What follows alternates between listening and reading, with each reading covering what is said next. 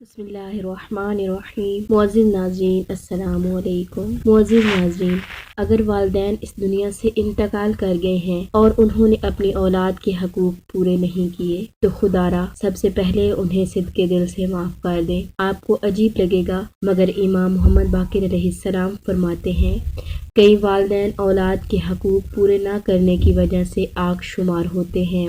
تو ممکن ہے کہ آپ کے والدین سے آپ کے حق میں کوئی زیادتی ہو گئی ہو، کوئی حق پورا نہ فرما سکے ہو۔ اپنے والدین کے لیے دعا کریں کہ یا اللہ میں ان سے راضی ہوں، تو بھی ان سے راضی ہو جا، میری وجہ سے انہیں مشکل نہ دینا، اور اپنے ماں باپ کو ہمیشہ اچھے الفاظ میں یاد کریں۔ ان کی نیکی کے واقعات دوسرے لوگوں خاص طور پر اپنی اولاد کو بتائیں اور ان واقعات کو بیان کرنے سے پرہیز کریں جب ان سے کوئی ظلم یا زیادتی ہوئی تھی۔ اپنے والدین کے حقوق کو اپنے قریب نوکروں یا ان لوگوں سے معاف کروائیں جن پر ان سے زیادتی ہو گئی تھی، مثلا کسی کو گالی دے دی تھی، کسی کو مار پیٹ دیا تھا یا کسی کے حق کو غصب کر لیا تھا، تو وہ حق ان کو واپس کر دیں اور باقاعدہ ان لوگوں سے معافی مانگے کہ میرے والدین سے آپ میں سے جس کے حق میں ظلم زیادتی ہوئی ہو، ہم آپ سے معافی چاہتے ہیں، آپ بھی انہیں معاف کر دیں۔ والدین کے ذمے جو واجب نمازیں، روزے، منتیں، حج، خمس اور قرض وغیرہ ہے وہ ادا کریں۔ ان اعمال یعنی عبادات کے لیے آپ کسی نیک مومن کو رقم ادا کر کے اجارے پر بھی یہ اعمال کرا سکتے ہیں، لیکن اگر آپ اتنی گنجائش اور حیثیت نہیں رکھتے تو ان کے لیے اللہ سے مغفرت طلب کریں۔ بار الہا میرے والدین کے صغیرہ اور کبیرہ تمام گناہوں کو معاف فرما۔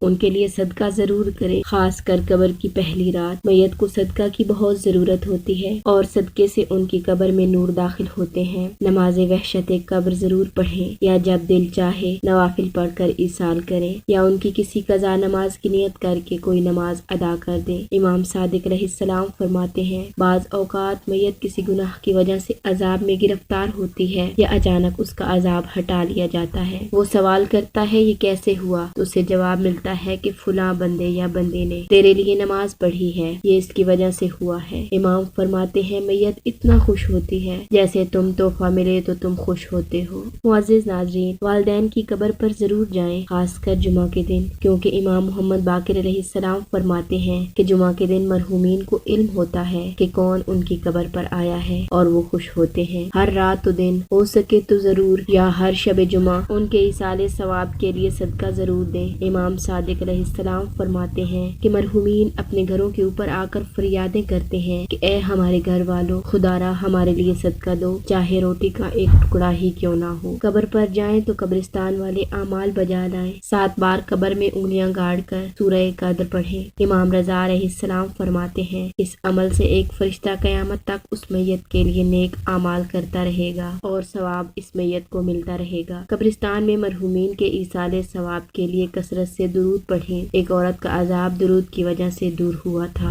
قبرستان میں آیت الکرسی پڑھیں، اس سے مرحومین سے عذاب اٹھا لیا جاتا ہے۔ قبرستان میں سورہ اخلاص پڑھیں، اس سے مرحومین کو عظیم ثواب ملتا ہے۔ قبرستان میں سورہ ملک کا اہتمام کریں اور قبر پر ہلکا پانی چھڑکیں۔ سیدہ زینب بنت علی نے شام کی عورتوں کو بی بی سکینہ یا بی بی رقیہ کی قبر پر پانی چھڑکنے کی وصیت فرمائی تھی۔ کل جمعرات 10واں 40واں آپ کھانا اور نیاز تو پکاتے ہی ہیں، اپنے علاقے کے غرباء کو بھی بلائیں یا ان تک کھانا پہنچائیں تاکہ عظیم ثواب ہو۔ امام حسن علیہ السلام فرماتے ہیں وہ دعوت سب سے بری ہے جس میں امیروں کو تو بلایا جائے مگر غریبوں کو دعوت نہ دی جائے۔ مجالس قرآن خوانی کروائیں، صدقہ جاریہ کا اہتمام فرمائیں۔ معزز ناظرین، صدقہ جاریہ وہ صدقہ ہوتا ہے جس کا ثواب تا قیامت جاری رہتا ہے۔ امام صادق علیہ السلام نے 6 چیزوں کا ذکر فرمایا ہے جن کا ثواب مرنے کے بعد بھی ملتا رہتا ہے۔ کنواں یعنی پانی کا انتظام کرنا، درخت جس سے لوگ پھل یا سایہ حاصل کریں لگانا، قرآن جس کی لوگ تلاوت کریں، وہ کتاب وغیرہ جسے لوگ پڑھ کر علم حاصل کریں، اور دعائیں کرنے والی نیک اولاد صدقہ جاریہ ہے۔ والدین کے پرانے دوستوں کا خیال رکھیں اور ان کی چیزوں کو گناہ میں استعمال نہ کریں، مثلا ٹی وی وغیرہ، کیونکہ اس سے ان کو عذاب ہوگا۔ ان کے گناہوں کی بخشش کی دعا کریں کیونکہ حدیث میں ہے کہ وہ اولاد صدقہ جاریہ ہے جو والدین کی وفات کے بعد ان کی مغفرت کی دعا کرے۔ معزز ناظرین، تمام قرضے لوٹائے جا سکتے ہیں سوائے ان قرضوں کے جو ہمارے والدین کی ہم پر ہیں۔ اللہ تعالیٰ قرآن کریم کی سورہ بنی اسرائیل میں فرماتے فرماتے ہیں تمہارے پروردگار نے تمہیں حکم دیا ہے کہ اس کے سوا کسی کی عبادت نہ کرو اور اپنے ماں باپ کے ساتھ نیکی کرو۔ اگر ان میں سے ایک یا دونوں تمہارے سامنے بڑھاپے کو پہنچے تو ان کے سامنے اف تک نہ کرو اور نہ انہیں جھڑکی دو، اور ان سے ملائمت سے بات کرو اور ان کے سامنے مہربانی کے ساتھ خاکساری اختیار کرو اور کہو اے پروردگار